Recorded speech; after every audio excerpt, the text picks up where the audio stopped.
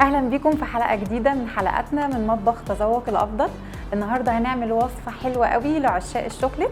هنعمل النهارده الكوكيز دبل تشيب شوكليت كوكيز بطريقه سهله وبسيطه، وهقول لكم على شويه نصايح وشويه تريكات تخليها تطلع معاكم زي بره بالظبط.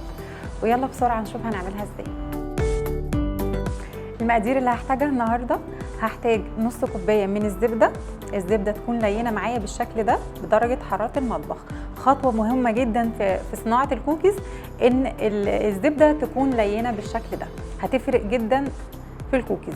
والسكر البني برضو مهم جدا في الكوكيز. طبعا لو ما عندناش سكر بني نقدر نستخدم الكميه كلها سكر ابيض، بس هنضيف معلقه من العسل الاسود. انا بستخدم هنا 3/4 كوبايه من السكر البني وربع كوبايه من السكر الابيض العادي.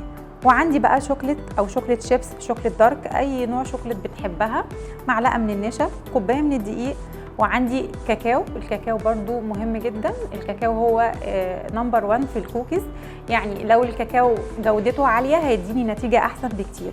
وفانيليا وبيضه، والمواد الرافعه بتاعتي البيكنج صودا والبيكنج باودر ورشه من الملح. احنا بنضيف رشه من الملح عشان نظهر بس طعم الشوكليت والحاجه بتاعتنا تظهر اكتر. هنبتدي نعمل الكوكيز بقى بتاعتنا. الخطوات بتاعتنا سهله جدا. انا هستخدم مضرب عادي، مضرب سلك، مش هستخدم كمان عجان او مضرب كهرباء عشان اي حد يقدر يعملها. والسكر البني هندخل بس الحاجات دي ببعضها كويس. هنضرب السكر مع السمنه مع الزبده. هنحاول بقى ننعم السكر والزبده على قد ما نقدر وندخلهم في بعض. طبعا الخطوه دي هتبقى بالمضرب احسن بكتير، نعملها في عجان نعملها في مضرب كهربائي هتبقى احسن بكتير وهتسهل عليكم الخطوات كتير. هنكمل بقى تقليب بالشكل ده، وبالمضرب هتسهل علينا زي ما قلنا كتير. وبعدين هنضيف البيضة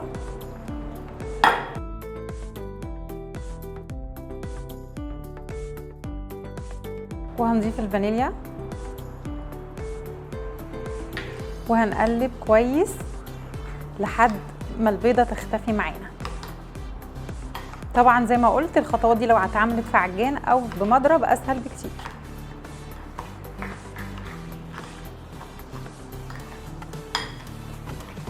البيضة تختفي تماما، هتلاقي القوام كده بالاول بيقطع وبعد كده هتظبط معانا على طول. وبعدين بقى هنزل بالمواد الجافة كلها معايا. هحط كوباية من الدقيق، نص كوباية من الكاكاو،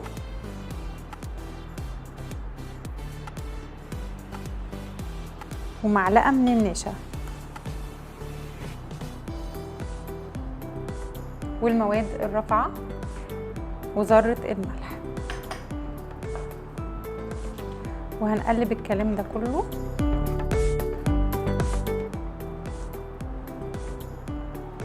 بس الدقيق هيختفي، احنا مش هنبالغ في الضرب، الدقيق يختفي معايا وبعد كده كل حاجة هتبقى تمام. عشاق بقى الكوكيز هيتبسطوا قوي من الوصفه بتاعت النهارده، وهيتبسطوا من الشوكليت اللي موجوده في الكوكيز. الناس الرايقه قوي اللي بتحب تفطر الصبح كده كوكيز مع كوبايه من القهوه او فنجان من القهوه هينبسطوا النهارده قوي من الوصفه دي. هنزل بقى الشوكليت شيبس او الشوكليت دارك بتاعتي، وانا بحب اسيب شويه كده احطهم على الكوكيز من فوق. طبعا مش هينفع نستخدم الكوكيز دلوقتي خالص، لازم تدخل التلاجة تتماسك ونرجع نستخدمها ونشكلها ونكورها ونرجع نشوف هنعملها ازاي. هي المفروض الكوكيز زي ما قلنا تدخل التلاجة ليلة كاملة عشان تاخدي احلى نتيجة والكوكيز تطلع زي بره واحلى كمان. المفروض ان احنا نحط الكوكيز ليلة كاملة في التلاجة وتبقى باردة جدا واحنا بندخلها الفرن، او لو احنا مستعجلين زي ما قلت هنسيبها ساعتين اقل حاجه في الدنيا. انا بقى مستعجله فهوريكم احنا المفروض بالسكوب او باي حاجه او بايدينا بالشكل ده. لو عايزينها بشكل عشوائي، عايزينها زي ما بتطلع بره، هنعمل الحجم ده او حجم اقل. طبعا لو انتوا بتحبوا الكوكيز اكبر من كده، لو بتحبوها الحجم ده هتشكلوها بالطريقه دي. والسكوب طبعا هيساعدكم ان انتوا تطلعوا كلها مقاسها مقاس واحد. فانا هجيب صينيه حاطه ورقه زبده وهبتدي ارص الكوكيز بتاعتي. ممكن نكورها ونسيبها في التلاجة، ممكن يعني نشكلها ونسيبها تمام، نحطها كده وبعدين نبتدي ناخدها كور كده وبايدينا كده هندفيها شويه يعني وتاخد درجه حراره ايدينا برضو ينفع. في كل الاحوال مهم جدا ان الكوكيز تدخل الفرن على ان هي تكون بارده وما تدخلش زي ما قلت كده. ما ينفعش نعمل الكوكيز ونعملها على طول، لازم نسيبها في التلاجة اقل حاجه ساعتين. الكوكيز بقى عشان تطلع معانا برضو زي بره بالظبط، الخبيز بتاعها بيفرق جدا. احنا بندخلها على فرن درجه حرارته 180، بتقعد تقريبا 11 دقيقه. لو احنا عايزينها فادجي كده زي بره وجميله، لو عايزينها مقرمشه شويه اقصى حاجه بنسيبها في الفرن 14 دقيقه. ما ينفعش نسيبها اكتر من كده، وبنحطها رف اوسط. وعنينا بقى بتبقى على الكوكيز في الوقت ده. بنسيب مسافات عشان الكوكيز طبعا بتفرش، فبنسيب مسافه. انا لسه برضه هوسع بينهم المسافات، انا بس عشان لسه هدخلها التلاجة تتماسك زي ما قلنا، وبعدين نحطها في الفرن 10 دقايق 11 دقيقة. والناس اللي بتحبها زي ما قلنا يعني عايزين القرمشة اللي فيها دي هيسيبوها 14 دقيقة، اقصى حاجة 14 دقيقة.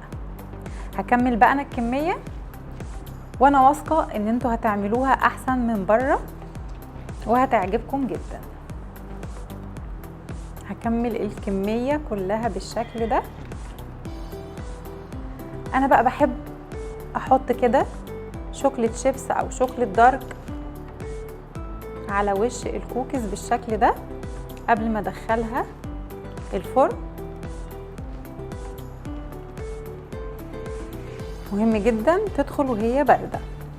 كمل الكميه كلها. هنحط بقى الكوكيز بتاعتنا في الفرن على درجه حراره 180، هتقعد معانا 11 دقيقه زي ما قلنا. طبعا الفرن بكون مسخناه من قبلها، بكون مجهزه الفرن بتاعي ومسخناه قبل ما ابتدي واحط فيه اي حاجه. هنستنى 11 دقيقه ونشوف الكوكيز. هنسيبها لما تبرد تماما وهنقدمها مع بعض. طبعا الكميه اللي احنا عملناها عملت تقريبا 14 او 15 واحده من الكوكيز، يعني كوبايه الدقيق ونص كوبايه الكاكاو عملوا الكميه دي. تقدروا تضاعفوا الكميه لو عايزين اكتر. فهي الكميه دي اللي هنعملها وهنحطها دلوقتي ونقدمها في الطبق مع بعض. انا سبت الكوكيز لحد ما بردت تماما وبعدين هبتدي انقلها من الصينيه. زي ما قلنا مش عايزين نيجي ناحيتها وهي سخنه قوي. لو احنا عايزينها بنحبها مقرمشه شويه بنسيبها شويه زي ما احنا شايفين. نفتح واحده كده من الكوكيز، شوفوا القرمشه اللي فيها وشوكولاته من بره وشوكولاته من جوه، حلوه جدا مع فنجان قهوه الصبح. هتعجبكم انا واثقه. هتاكلوا كوكيز من احلى الكوكيز اللي انتم ممكن تعملوها في البيت وهتعجبكم. لو مشيتوا على نفس الطريقه ونفس المقادير ونفس الخطوات هتنجح معاكم جدا، مش هتقابلكم فيها اي صعوبه او اي مشكله. بدل ما ناكلها من بره او نشتريها غاليه من بره، بدل الاسعار اللي بقت اوفر قوي دي، هنعملها في البيت بكل سهوله وهتعمل معانا الكميه الحلوه دي. اتمنى يكون الفيديو عجبكم واتمنى اكون قدرت اوصل لكم المعلومه. ما تنسوش بقى لو عجبكم الفيديو ده تعملوا لايك وشير.